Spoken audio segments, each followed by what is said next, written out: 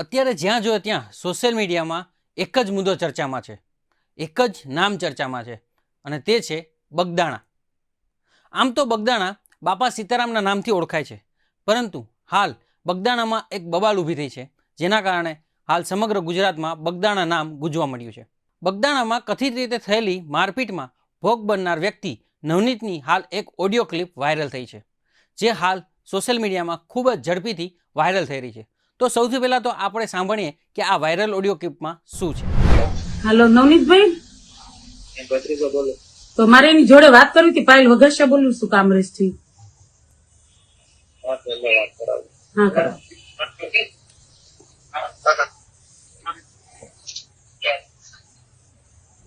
Hello. હા નવનીતભાઈ, હા, પાયલ વઘાસિયા બોલું. સાહેબ હવે તો કયો, મેં સવારમાં તમારી જોડે વાત કરી હતી. મને આ તમે હું છે આ કોના પરમિશન થી મારી અહીંયા માટી કાઢી, હવે તો કયો સાહેબ. બેન મારી તબિયત બરોબર નથી. હું નિરાતે તમને બધું જે કાંઈ હશે એ તમને કહીશ. સાહેબ જરીક કઈ ગયું તો મને હેલ્પ કરો. એમ નહીં બેન, હું હોસ્પિટલમાં એડમિટ છું. એ તો તમે જોવો, બધું તમે જોવો છો મીડિયામાં. મારી તબિયત છે બરોબર નથી ભાઈ, મને ખબર છે. એટલે આ તો હું છે મારું. નહીં, ફોન છોકરા ક્યારે ઉપાડતા છે બેન? તો એવું તમારી જોડે વાત કરું. સાહેબ મારી જોડે હું 1.5 વર્ષ આમાં મારી હારે કેટલું મોટું ભ્રષ્ટાચાર થયેલું છે સાહેબ. કાંઈ નહીં બેન, જે સાચું હું તમારી હારે તમારે જે કાંઈ છે ને સત્ય છે હું તમને તો તમે મારી હારે રહેશો ને સાહેબ? હા હા હા હા તો કઈ નહીં સાહેબ, મને પણ આનું મને એક આપજો તમે મને આનું. હા હો બેન. કોને કર્યું છે, તમે કોના કેવાથી કર્યું છે એ મને જરીક કહેજો. હા, હું હોસ્પિટલેથી બેન મને રજા મળી જાય, હું સામેથી તમને ફોન કરીશ. બરોબર? ઓકે સાહેબ, ઓકે. હા હા. તો આ તો થઈ નવનીત અને પાયલ વઘાસિયા વચ્ચે થયેલી વાતચીતની ઓડિયો ક્લિપ. પરંતુ હવે આપણે જાણીએ કે પાયલ વઘાસિયાએ નવનીત પાસે શું માંગણી કરી અને તેની શું માંગ છે અને શું છે આ સમગ્ર મુદ્દો. આવો જાણીએ પાયલ વઘાસિયાના મુખેથી. આજથી 1.5 વર્ષ પહેલાની મેટર છે મારી મેટર મેં અત્યાર સુધી એટલે નહોતી કીધી. મને એને દાગ ધમકી આપેલી હતી એટલે મેટર નહોતી કીધી. પણ મારી મેટર હાલ મારી પાસે હું આજે દેશમાંથી આવી, બેડાથી. મારું મામાનું ગામ છે બેડા. બેડાની અંદર મારા મમ્મીની જમીન છે 155 નંબર, એટલે 172 વીઘા જમીન થાય. એમાં ડુંગરો બી આવી ગયો, વાવેતર બી આવી ગયો. એટલે મારા મમ્મીની છે 5 બહેનો, મારી મમ્મીની એકલી નથી. 5 બહેનોની અંદર મારા મમ્મીની એની આ જે સરપંચ છે ને બગદાણાના, એને ઓછામાં ઓછી કરોડ ઉપરની એને રેતી માટી કાઢેલી છે. જે તે 1.5 વર્ષ પહેલાની વાત કરું છું. ખનીજ ખાતાની જાણ બાર વગર. હા, જાણ બાર. પછી મેં એના ગામમાંથી ફોન આવ્યો મારા મામા ત્યાંથી કે ભાણીબેન જમીનમાંથી માટી કાઢે છે. મેં કીધું કોણ કાઢે છે? તે કે બગદાણાના સરપંચ. કીધું ઈ કોણ બગદાણાના સરપંચ? મારી પાસે નંબર નથી. એટલે મેં એનો નંબર લીધો. કોનો? આ નવનીતભાઈ નો સરપંચ અત્યારે હાલ મેટર છે ઈ નવનીતભાઈ. ત્યારે હું એવું નહોતી બોલી અને ત્યારે મેં એને કીધું ને કે આવું નહીં કરો તમે. તેને મને એવું કીધું, બેન તમારે નીકળવાનું છે? મેં કીધું હા નીકળવાનું છે. એટલે એને એવું કીધું કે તમારે નીકળવાનું હોય ને તો આ મેટરમાં તમે નીકળી જાઓ. મારે આ ગાંધીનગર સુધીનું એટલે આવી તમને ધમકી આપવામાં આવી મને ધમકી આપવાની. એટલે હું ચૂપ બેહી ગઈ હતી. કેમ કે મારી પાસે એટલો પૈસો નહોતો કે હું બગાડી શકું. હું મજૂરી કરીને કામ કરીને ખાઈ છીએ અમે. તો બેન તમે આ જે તે સમયે તમને ધમકી આપવામાં આવી, તમે પોલીસ કેસ કેમ ન કર્યો? પોલીસ કેસ કરીએ તો એને એવું કીધું હતું કે ભાજપ તો અમારે આવે છે અને બધા આ જે સરપંચ સાહેબ છે એ પોતે સરપંચ તો છે જ નહીં. એ સરપંચ તો એના ભાભી છે. આ નવનીતભાઈ છે ને એ પોતે એમ કેતો હતા હું સરપંચ છું અને મેં ગાંધીનગર લગી સેટિંગ કર્યું છે. તો અત્યારે પોલીસ છે એ ત્યારે એને પોલીસ પાસે હું જાત તો મારું કઈ હાલવાનું નહોતું. એ તો મને ખબર હતી એટલે હું પોલીસ પાસે નહોતી ગઈ. અને પછી આ જે ઘટનાક્રમ જો તમે જ્યારથી માટી કાઢી, બરોબર, એ લોકો જ્યારથી માટી કાઢી તમને જાણ થઈ તો તમે એનો કોન્ટેક્ટ કર્યો તો ત્યારે જે તે સમયે તમને જાણ થઈ માટી કાઢે છે તો ત્યારે એમના દ્વારા તમને શું જવાબ દેવામાં આવ્યો? ત્યારે એને છે ને 5 દિવસ માટી તો ચાલુ જ રાખી. પણ ત્યારે એને મને જવાબ એવો દીધો કે બેન બંધ નહીં થાય, બોલો શું કરવું છે તમારે? મેં કીધું બંધ તો કરવી જ પડશે. એટલે મેં છે ને ગાંધીનગર ફોન કર્યો હતો. એટલે 3 દિવસ બંધ કરી દીધી માટી. ગાંધીનગર તમે કોને ફોન કર્યો હતો? મેં એ અધિકારી નામ મને યાદ નથી. એટલે કયા વિભાગમાં? મેં આ ખેતી વિભાગમાં, ખેતી ખનીજ વિભાગમાં, બરોબર. ત્યારે મેં એને ફોન કર્યો તે માટી 2 દિવસ બંધ કરી દીધી.